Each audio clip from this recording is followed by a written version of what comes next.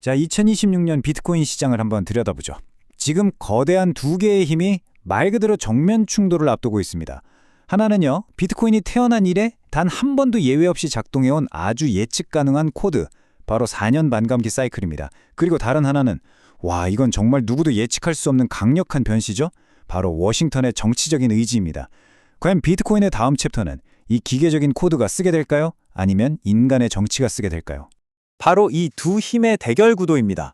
왼쪽에 보이는 건 비트코인의 DNA나 마찬가지인 4년 주기죠.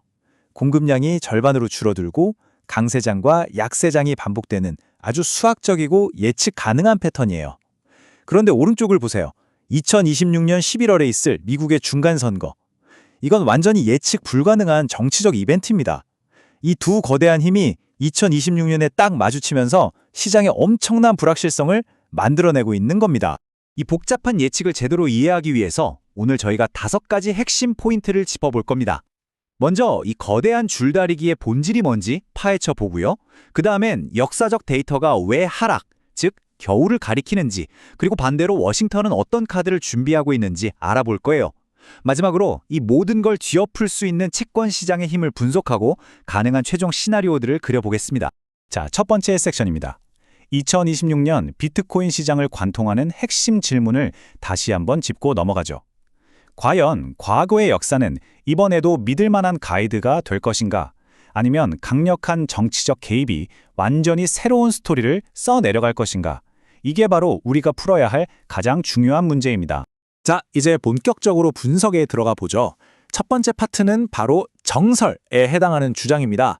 그러니까 비트코인이 지금까지 보여줬던 확립된 패턴에 근거했을 때 왜 2026년은 혹독한 크립토 윈터가 될 수밖에 없는지에 대한 이야기입니다. 비트코인 가격의 역사를 보면요, 진짜 신기할 정도로 거의 기계처럼 이 4단계 패턴을 반복해 왔습니다. 첫째, 반감기로 공급 충격이 오죠. 그러면 둘째, 12개월에서 18개월 동안 강세장이 펼쳐지면서 신고점을 딱 찍습니다. 그 다음은 뭘까요? 필연적으로 1년 정도의 약세장, 즉 조정기간이 뒤따릅니다.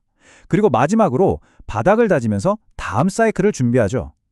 이 공식에 그대로 대입해보면 2026년은 명백하게 3단계, 약세장에 해당하는 시기라는 계산이 나옵니다. 과거의 크립토 윈터가 얼마나 혹독했는지 이 숫자가 딱 보여주죠. 평균적으로 고점 대비 무려 마이너스 80%. 상상이 가시나요?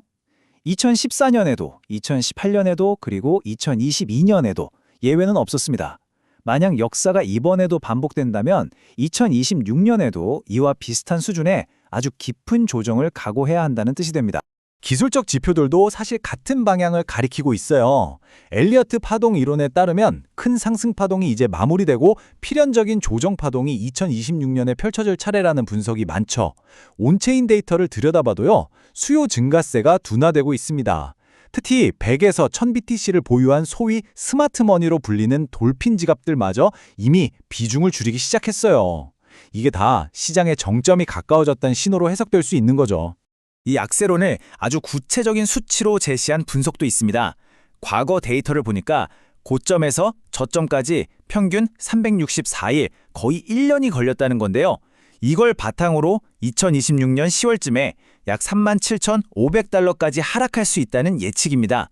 그냥 막연하게 떨어진다는 게 아니라 데이터에 기반한 구체적인 시나리오가 있다는 점에서 우리가 주목해야 합니다. 그런데 말이죠, 여기서 이번에는 다르다는 아주 강력한 반론이 나옵니다. 과거 사이클이 주로 개인 투자자들의 투기 심리에 의해 움직였다면 지금은 어떻죠? 보시는 것처럼 블랙록 같은 거대 기관들의 ETF가 들어오면서 시장의 판 자체가 바뀌었다는 겁니다. 이게 바로 기존의 4년 주기설이 이번에는 깨질 수도 있다는 주장의 핵심 근거입니다.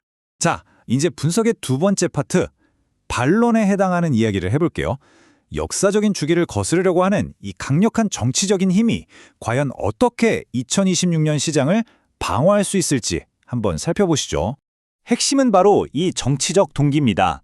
미국에서 중간선거는 흔히 집권당의 무덤이라고 불리거든요. 만약 2026년 선거에서 지면 대통령은 남은 임기 동안 사실상 식물 대통령이 될 수밖에 없어요. 그렇기 때문에 선거 전에 유권자들이 내 자산이 좀 늘었네? 라고 느끼게 만드는 이른바 부의 효과를 만들어내는 게 정말 중요합니다. 자산 가격이 떨어지는 건 곧 선거 패배로 이어질 수 있기 때문에 어떻게든 시장을 떠받치려 할 거라는 거죠. 여기서 워싱턴이 꺼내들 수 있는 가장 강력한 카드 중 하나가 바로 이 전략적 비트코인 비축, SBR입니다. 지금까지는 범죄자들한테서 압수한 비트코인을 시장에 내다 팔았거든요. 근데 이걸 팔지 않고 그냥 국가 자산으로 영구 보유하겠다는 겁니다. 생각해보세요. 시장에 나올 수 있었던 잠재적인 매도 물량이 그냥 사라지는 거니까 그 자체만으로도 어마어마한 공급 충격 효과를 가져오게 됩니다. 그리고 2026년 5월 제롬 파월 연준 의장의 임기가 끝나는 것도 정말 결정적인 변수입니다. 유력한 후보 2명의 성향이 완전히 정반대거든요. 케빈 헤셋은 성장을 중시하는 대표적인 비둘기파 인물이고 암호화폐에도 아주 친화적입니다. 반면에 케빈 워시는 인플레이션 잡는 걸 최우선으로 생각하고 비트코인보다는 중앙은행이 직접 발행하는 디지털 화폐, 즉 CBDC에 더 관심이 많죠. 누가 되느냐에 따라서 시장의 방향이 180도 달라질 수 있는 겁니다. 그럼 SBR 같은 정책에 필요한 돈은 다 어디서 나올까요? 바로 이 금재평가라는 숨겨진 카드가 있습니다. 조금 복잡해 보이지만 아주 강력한 방법인데요. 쉽게 말해 재무부가 50년도 더 된 옛날 가격으로 장부에 적어둔 금의 가치를 지금 시장 가격으로 다시 평가해서 그 차익만큼 돈을 찍어내는 겁니다. 의회 승인도 필요 없고 새로운 빚을 내는 것도 아니에요. 그런데도 수천억 달러를 만들어낼 수 있는 그야말로 마법 같은 방법이죠. 하지만 워싱턴의 계획이 마냥 순조롭게만 진행될 수는 없습니다. 여기에 아주 중요한 반전 요소가 등장하는데요. 바로 정부의 힘맞아 제어할 수 있는 시장의 최종 판결자, 채권 시장입니다. 이들을 채권 자경단이라고 부릅니다. 이들은 정부가 돈을 너무 막 쓴다고 판단하면 가차없이 미국 국채를 팔아치웁니다. 그럼 어떻게 될까요? 국채 가격은 떨어지고 장기금리는 하늘로 치솟게 되죠. 사실상 정부의 경제 정책을 심판하고 거부권을 행사하는 시장의 막강한 파워를 가진 존재들입니다. 그 결과는 바로 이 구축 효과로 나타나게 됩니다. 한번 상상해 보세요. 만약 채권 자경단이 움직여서 아무런 위험도 없이 연 6%의 수익을 주는 국채가 시장에 떡하니 나타난다면 투자자들은 당연히 변동성이 큰 비트코인 같은 위험 자산에서 돈을 빼서 안전한 국채로 옮겨가겠죠. 결국 정부가 시장을 띄우려고 쓴 정책이 오히려 자금 이탈을 촉발해서 막으려고 했던 바로 그 폭락을 스스로 불러일으킬 수 있다는 아이러니한 상황이 펼쳐질 수 있습니다. 자, 드디어 마지막 섹션입니다. 지금까지 살펴본 역사적 주기라는 정설과 정치적 개입이라는 반론, 이 두 가지를 종합해서 2026년에 펼쳐질 수 있는 가장 가능성 높은 시나리오들을 한번 그려보겠습니다. 모든 분석을 종합해보면 크게 세 가지 시나리오로 요약할 수 있습니다. 가장 가능성이 높은 건 60% 확률의 지연된 폭락 시나리오입니다. 그 다음은 30% 확률로 역사적 주기가 그대로 실현되는 예정된 폭락, 그리고 가장 희박하지만 10%의 가능성으로 존재하는 슈퍼사이클 시나리오가 있습니다. 각 시나리오가 뭔지 간단히 설명해 드릴게요. 가장 확률 높은 지연된 폭락은요, 2026년 상반기에는 좀 흔들리지만 하반기에 정부의 강력한 부양책으로 시장이 반등하고 진짜 힘든 약세장은 2027년으로 미뤄지는 경우입니다.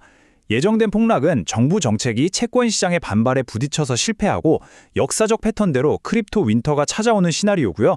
마지막으로 슈퍼사이클은 미국 정부의 매수가 전 세계적인 비트코인 군비 경쟁을 촉발해서 4년 주기를 완전히 무시하고 상승장이 계속되는 가장 낙관적인 전망입니다.